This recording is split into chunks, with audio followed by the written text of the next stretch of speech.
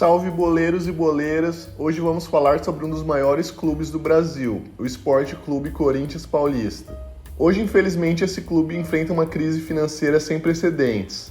Vamos dissecar os motivos pelos quais o Corinthians está em uma situação tão delicada e por que, na minha opinião, o clube não conseguirá mais competir no mesmo nível que antes. Para entender como o Corinthians chegou a esse ponto, precisamos voltar um pouco no tempo. Nos últimos anos, o clube fez uma série de investimentos pesados, especialmente na construção do estádio, a famosa Arena Corinthians. Esse projeto foi inicialmente visto como um grande passo à frente, mas acabou se tornando um fardo financeiro imenso. Em 2012, quando ganhou a Libertadores e Mundial, o Timão era o time mais rico do Brasil. Nesse ano, o Corinthians teve uma receita de 358 milhões, um valor que, corrigido pela inflação, daria hoje algo próximo de 900 milhões. Para ter uma melhor visão do poderio econômico do time mais popular de São Paulo, contudo, o que interessa é comparar proporcionalmente com os rivais. No mesmo ano, o segundo colocado de times com maior receita foi o São Paulo, que teve 284 milhões de receita. Isso significa que o Corinthians tinha 25% a mais de receita que o segundo colocado. O Flamengo, na época, era o sexto time com maior arrecadação e o clube carioca tinha quase a metade da arrecadação do Corinthians. Há aproximadamente 10 anos o cenário era tão bom, então como podemos explicar a situação financeira do time hoje que está à beira da falência? O primeiro motivo foi que os dirigentes do time acharam que estavam em um patamar muito acima da realidade. Quem não se lembra de um dirigente comparando o Timão com o Real Madrid? Para se ter uma noção, o Corinthians contratou o Pato quando ele tinha 22 anos e pagou 15 milhões de euros por 60% do seu passe. O valor não parece nada absurdo hoje em dia, mas temos que levar em conta a inflação e o valor do euro na época. Para se ter uma ideia, o Ibrahimovic foi do Milan para o PSG por 21 milhões de euros no mesmo ano. Trazer um craque brasileiro de um grande clube da Europa aos 22 anos é algo impensável para o Flamengo hoje em dia. Uma comparação parecida seria o Flamengo trazer o Gabriel Jesus do Arsenal por 40 milhões de euros hoje, algo totalmente impensável. Contudo, o motivo principal da bancarrota corintiana foi outro, e motivado por sua rivalidade com o São Paulo Futebol Clube. Quem acompanha o futebol paulista desde sempre sabe que o então presidente do Corinthians, André Sanches, tinha uma rivalidade muito grande com o presidente do São Paulo, Juvenal Juvencio. Isso levou a trocas de farpas hilárias entre os dois, com o presidente são paulino chamando Andrés de analfabeto e dizendo que o problema do líder corintiano era o Mobral inconcluso. Mas afinal, o que isso tem a ver com a falência do Corinthians? O problema é que o Andrés fez da sua rivalidade com o Juvenal uma questão de honra. Ele tinha que mostrar que o Corinthians era melhor que seu invejado rival e construiu às pressas, em condições desvantajosas, um estádio para ser a abertura da Copa de 2014. E é justamente esse estádio que deixa o time mais popular de São Paulo sem capacidade para pagar suas dívidas.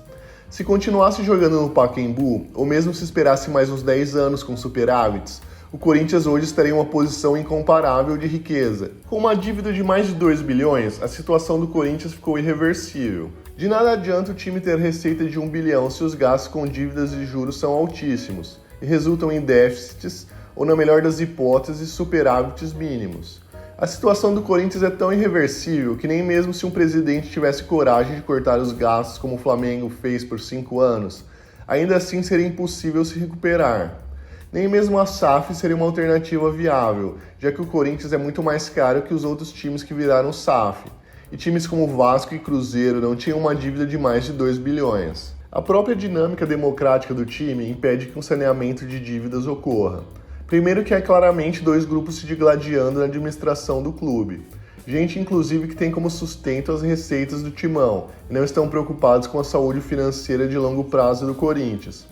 Agora imagine que um presidente comece um processo de contenção de gastos e o time comece a perder clássicos e passar vergonha mais do que já tem acontecido. Não apenas o grupo que está afastado do poder a começar a agitar, motivado por aqueles que perderam a boquinha, mas também por torcedores que não aguentam mais ver seu time sendo motivo de chacota enquanto os rivais ganham todos os títulos. Um cenário em que um líder forte diga, vai ser assim e acabou, daqui 5 anos nós vamos voltar ao protagonismo, quem não gostar que torça para outro time, se torna uma impossibilidade. Com esse cenário de disputas internas, pressão externa e dívidas impagáveis, o Corinthians vive o pior cenário possível. Tem um time caro que não ganha nada e só aumenta sua dívida. Mas afinal, o que eu quero dizer quando digo que o Corinthians faliu e que não há mais volta? Significa que o Timão vai deixar de existir e fechar as portas? Óbvio que não. O time irá continuar a existir, mas nunca mais irá ter a força e dominância que teve em alguns períodos do futebol no passado. O Corinthians vai disputar com o Santos para ser a terceira força do estado e vai estar sempre sendo figurante nas principais competições nacionais e internacionais. A situação ficou tão crítica que agora se tornou irreversível e nem SAF resolve mais. Infelizmente, o cenário não é nada animador. Com uma dívida que ultrapassa a casa dos 2 bilhões, o clube terá dificuldade não só para investir em novos jogadores, mas também para manter uma estrutura competitiva. Isso significa que, num futuro próximo, o Corinthians não terá condições financeiras para competir de igual para igual com seus maiores rivais. Infelizmente, o torcedor é muito emotivo e adota o wishful thinking e sempre o melhor dos cenários, ainda mais por camadas pobres que só têm o futebol como fonte de alegria. Muitos se apegam a alguma meia-verdade, como o total de receita gerado no ano, quando o que interessa mesmo é o lucro ou o prejuízo comparado com a dívida. A realidade, portanto, é dura e os números não mentem. E aí, corintiano e corintiana, o que vocês acham dessa situação? Será que ainda é uma luz do fim do túnel para o Timão ou o clube está acabado para sempre? Deixem suas opiniões nos comentários e não se esqueçam de se inscrever no canal, ativar o sininho e dar aquele like maroto para ajudar a gente a continuar trazendo conteúdos polêmicos e informativos como esse. Até o próximo vídeo, pessoal, e lembrem-se, aqui no Boleiro Politicamente Incorreto a gente fala a verdade, doa quem doer.